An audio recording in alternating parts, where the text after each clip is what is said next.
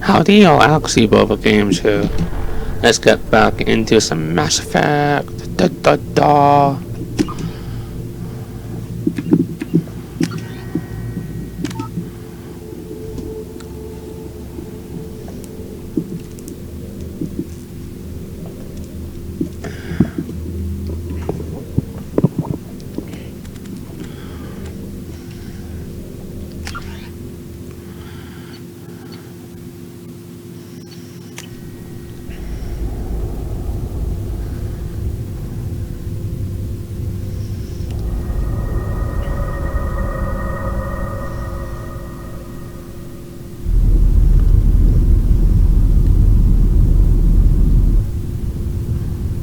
Ooh, some hot gas.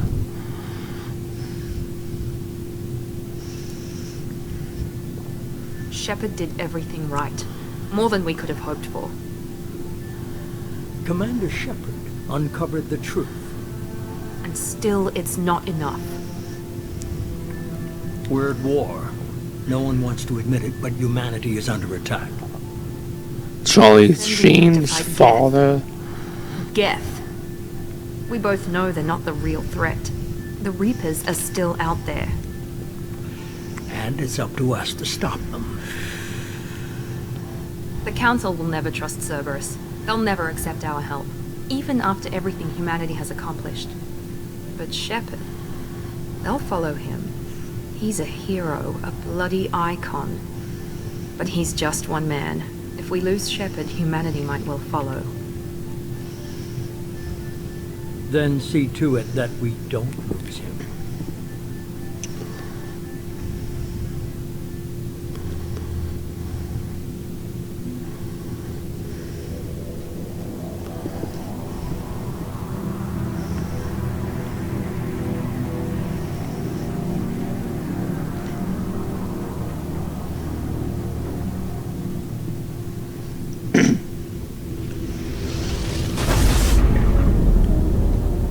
That SR1. I thought they upgraded by now.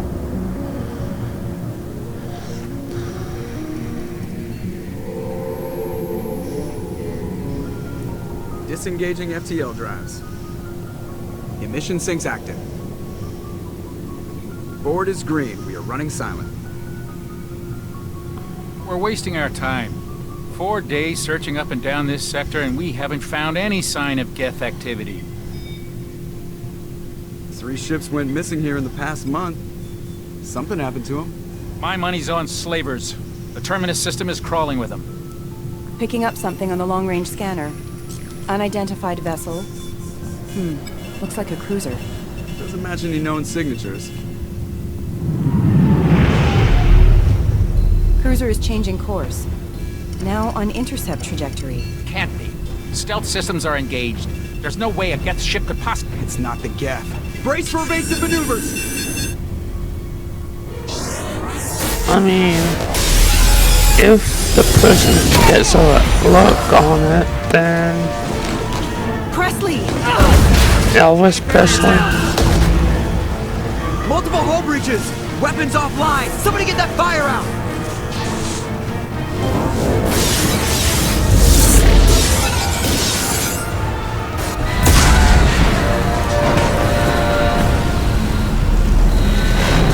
Abandoned ship.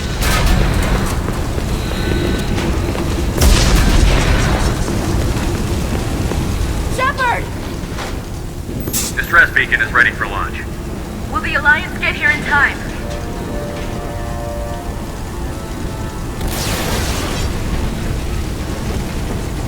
The Alliance won't abandon us. We just need to hold on. Get everyone onto the escape Joker's shuttle. still in the cockpit. He won't abandon ship. I'm not leaving either. I need you to get the crew onto the evac shuttles. I'll take care of Joker. Commander, Ashley, go. Now. aye aye.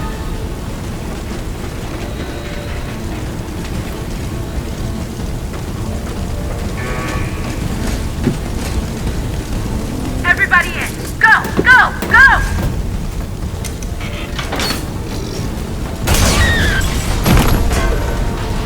Falcon's dead.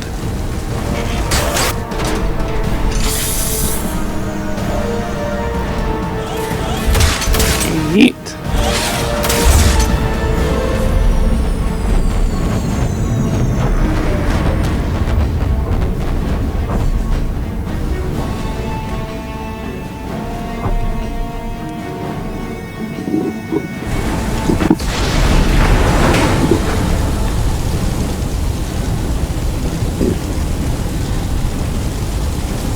Mayday! Mayday! Mayday! This is SSV Normandy! We've suffered heavy damage from an unknown enemy! Come on, baby, hold together. Hold together.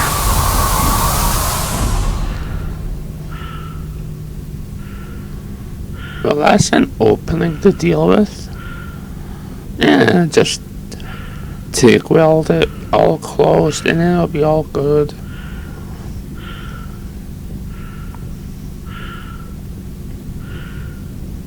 No, that's not me breathing, that's Shepard breathing.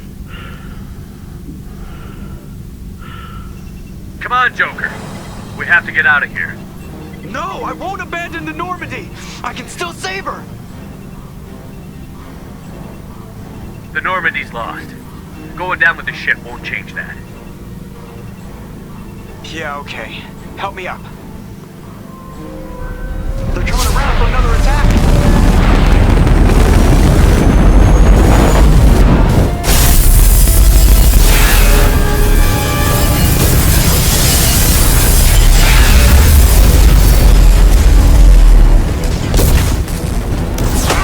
Watch the arm!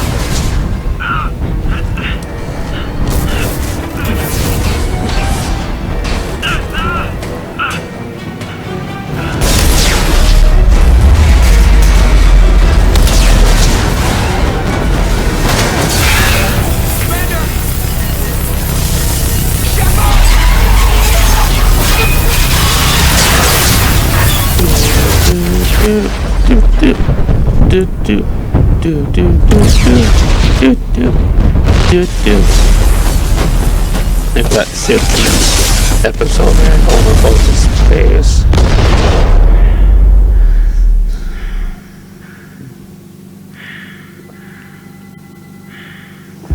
Hang on, I'll be right back. Yeah, sorry about that, the phone rang. Had to answer it.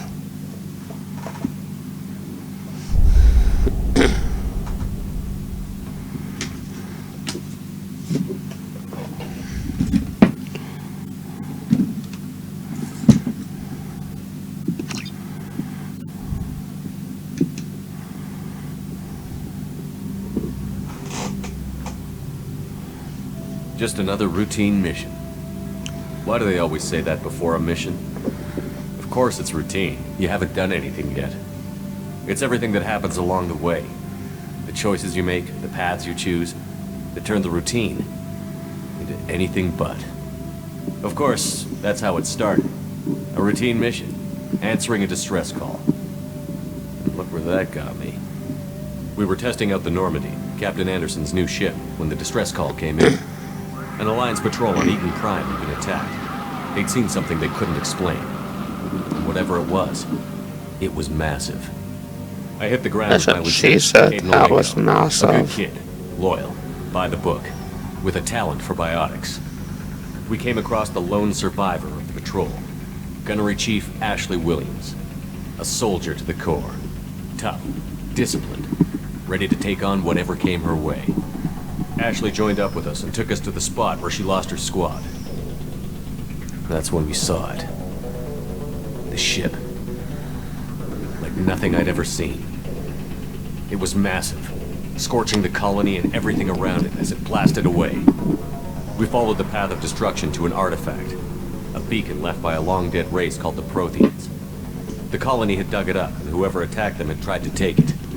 Chief Williams made the mistake of getting too close. It hit her with some type of energy. I grabbed her and threw her out of the way. That's when it hit me. Hard. Every muscle in my body went rigid. I couldn't move. Could barely breathe. Everything went black. And And then I saw something. A vision. A dream. A nightmare. By the time I woke up, we were halfway to the Citadel on our way to meet the Council. I was expected to explain what I'd seen. Anderson came along. So did Adina, our political representative on the Citadel. With those two heavyweights, it seemed reasonable we could persuade the Council that the ship we'd seen was a potential threat, as was the individual behind the attacks. The main suspect for the Eden Prime massacre was a Turian Spectre named Saren. He'd been seen by one of the survivors from the colony at Eden Prime, and there was some evidence to suggest that the ship was connected to Saren. But even Adina's pointed accusations weren't enough to convince the Council. They just couldn't believe one of their chosen elite Spectres could be guilty of something like that. They needed proof, which meant I needed proof. Fortunately, I wasn't alone in my search. Garrus, another Turian, wanted to help. A top agent for Citadel Security. Despite orders from his superiors that he shouldn't get involved, he told me he was suspicious of Saren, and he had some useful leads. More importantly, he was willing to share them. That led me to Rex, the biggest, nastiest-looking Krogan bounty hunter I'd ever seen. He turned out to be more than just a brute. It was his intel that led to a fugitive with incriminating evidence on Saren. The fugitive turned out to be an energetic little Quarian named Tali. A tech expert with a knack for hacking, she'd procured some information on Saren. Evidence that proved Saren was dirty. Tali's evidence proved that Saren was responsible for the massacre on Eden Prime, and that the immense warship we'd spotted was in fact Saren's flagship. But it went much further. Saren was trying to find a way to bring back a race of sentient machines from dark space. Machines allegedly responsible for cleansing the galaxy of all organic life. These Reapers were blamed for wiping out all life 50,000 years ago, including the Protheans, then disappearing back through the mass relays to dark space, leaving no trace they'd ever been. That explained why Saren was after the beacon, and it made some sense out of my visions. But not much else. We couldn't convince the Council that the Reapers were a threat, but they agreed Saren had to be stopped. They stripped him of his Spectre status and gave me the honor of becoming the first human Spectre. My first task? Bring down Saren. Anderson decided to stay behind, giving up his ship, the Normandy. He told me I would need it more than he would. He also pointed me in a direction. Liara, a Prothean expert, adept in biotics, and maybe most importantly, daughter of Benezia, Saren's top lieutenant. And like most Asari, as beautiful as she is intelligent, and born with a unique ability to meld with other species. Liara was able to help me decipher some of the vision the beacon had given me. Nothing concrete, but it gave me some clues. And a new appreciation for the Asari. Her technique for accessing my vision was unexpected, but not at all unpleasant. Ashley was a little concerned about the connection I shared with Liara. As commander, I knew either relationship had the potential to interfere with the mission. I decided discretion was the better part of valor, and kept my focus on our goal, finding Saren. Thanks to Liara's help, we had our next lead, Benezia. Saren had taken her to Noveria, where he'd enslaved a dangerous race of insect-like creatures, the Rachni. He ordered Benezia to use the same technique Liara had used on me to extract information from the Rachni Queen. The Queen's drones were everywhere, and they weren't happy. We had to fight through hundreds of them to get to Benezia. By the time we arrived, Saren was gone, with the information. I tried to reason with Benezia, but Saren had indoctrinated her. He had somehow acquired the ability to control people's actions and wills. Benezia wouldn't surrender, and Liara was forced to watch her mother die in her arms. And I was left with an angry, dangerous Rachni Queen. Oops, She claimed shit. her drones would do no harm if I released her. But the Rachni had terrorized the galaxy before. I couldn't take the chance. I had a mission to do, and an army of angry Rachni would be one more problem I didn't have time to deal with. With Saren's top lieutenant dead, he was quickly running out of time and places to hide. I tracked him down at his base on Vermeer, but we soon learned it was more than a base of operations. It was a breeding ground. Saren was breeding an army of Krogan. He'd found a cure for the genophage, a disease inflicted on the Krogan to prevent them from breeding and taking over the galaxy. But the Krogan Saren was breeding were slaves, Mindless beasts that obeyed Saren's will.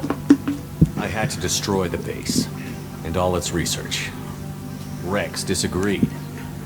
Violently. Rex wanted the genophage cure for his people.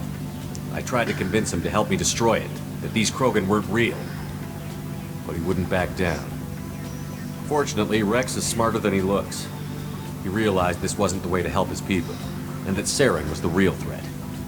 When we finally got to the center of the base, I realized just how close Saren was to completing his plan. He was already in communication with the Reapers. Sovereign, Saren's flagship we'd all assumed was just a ship, was a Reaper. It spoke to me, threatened me. I could feel the menace it had for every living thing. It wanted me dead. It wanted us all dead. And I knew it was capable of doing just that. What I couldn't understand was why Saren would help it. But there was no time to think about it. Sovereign knew where we were. We had to destroy the base and get the hell out. I split up my team in 2 squads, sending Ash with one and Kaidan with the other as a distraction. We had a nuke, and we planned to use it. Before we could detonate the bomb, Saren showed up. We fought. I stalled him to make time for my team. And in talking to him, I realized the truth. It wasn't Saren who was indoctrinating everyone. It was Sovereign. The Reaper. And Saren was in deeper than all of them. He tried to convince me he was still in control. Said he found a way to reduce the Reaper's influence, but he was kidding himself. Or believing the lies Sovereign was telling him. Before I could convince him to stop, he ran, leaving me just seconds to extract my squad mates. I tried, but I wasn't fast enough. I could only save one of them. Kaidan was a good man, and a great soldier. But I had to choose, and I chose Ash. That was the last time Saren would slip away from me. I knew then, the next time we met, one of us would die. With my team mostly intact, we chased Saren and his army to Ilos, a long-lost planet that had once belonged to the Protheans. As we prepared for what we knew would be a desperate fight, I spoke to my crew. We were just one ship, against Saren's growing army. I assured them all that despite the odds, we could defeat him. I'd never tell anyone, but I had my doubts. Leaving Kaidan behind had hardened my resolve, but revealed a soft spot in my defenses. How many more friends and allies would I be willing to sacrifice in order to stop Saren? We arrived on Ilos, close behind Saren. Once on the planet, we discovered a Prothean databank that helped me put the final pieces of my vision together. The Reapers had come 50,000 years ago, and every 50,000 years before that, each time purging the galaxy of life. The Protheans had fought and died, like every species before them. But a few survived long enough to leave a parting gift. The Protheans had discovered that the Citadel was the key to controlling the mass relays. By sabotaging the Citadel, they found a way to close the relays to dark space, slowing the Reapers' return, giving us the time we needed to find a solution to stop the Reapers once and for all. Saren knew this. He was leading his army to take control of the Citadel and re-establish the relays to dark space, bringing the waiting Reapers here to destroy us all. We followed him to the Citadel. It was intact, but heavily damaged. He had caught the Council fleets by surprise, and they were only now regrouping. And with Sovereign as his flagship, there was little hope the fleets could counterattack with enough strength to take back the Citadel. But Saren was done running, and I was done chasing him.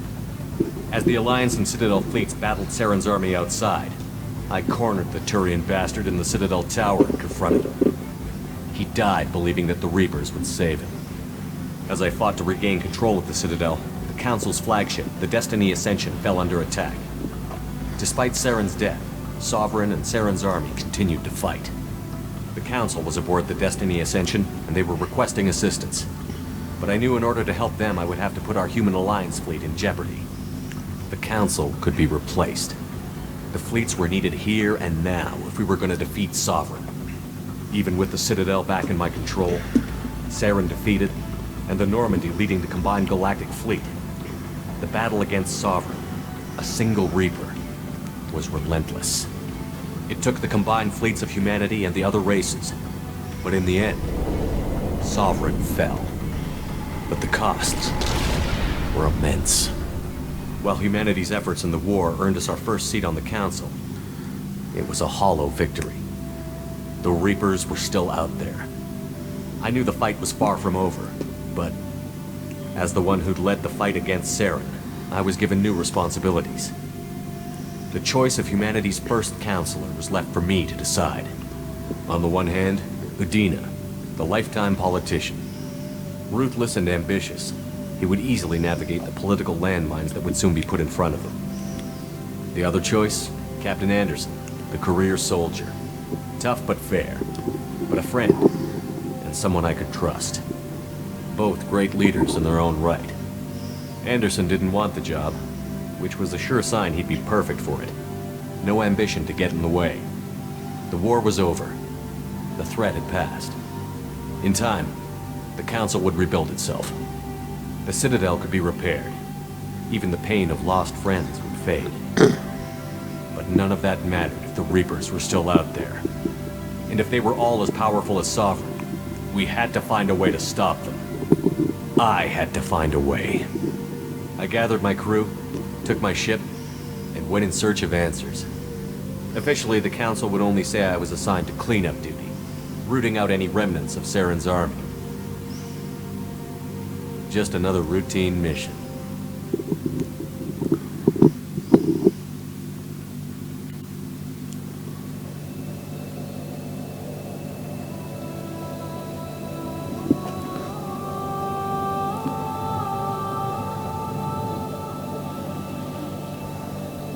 Commander Shepard has been recovered. The Lazarus Project will proceed as planned.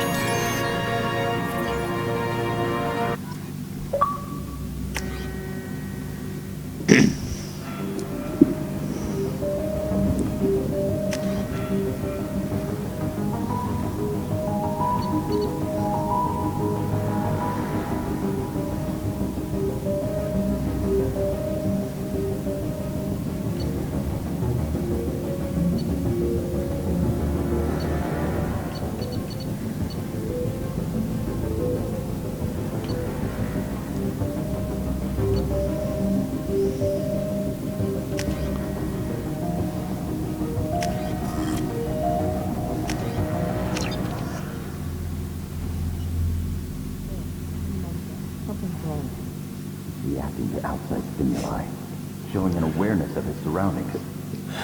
My God, Miranda, I think he's waking up. Damn it, Wilson, he's not ready yet. Give him the sedative. Shepard, don't try to move. Just lie still. Try to stay calm. Heart rate's still climbing. Brain activity is off the charts. The stack's pushing into the red zone. It's not working. Another dose. Now. Heart rate dropping. Stats falling back into normal range. That was too close. We almost lost them. I told you your estimates were off. Run the numbers again.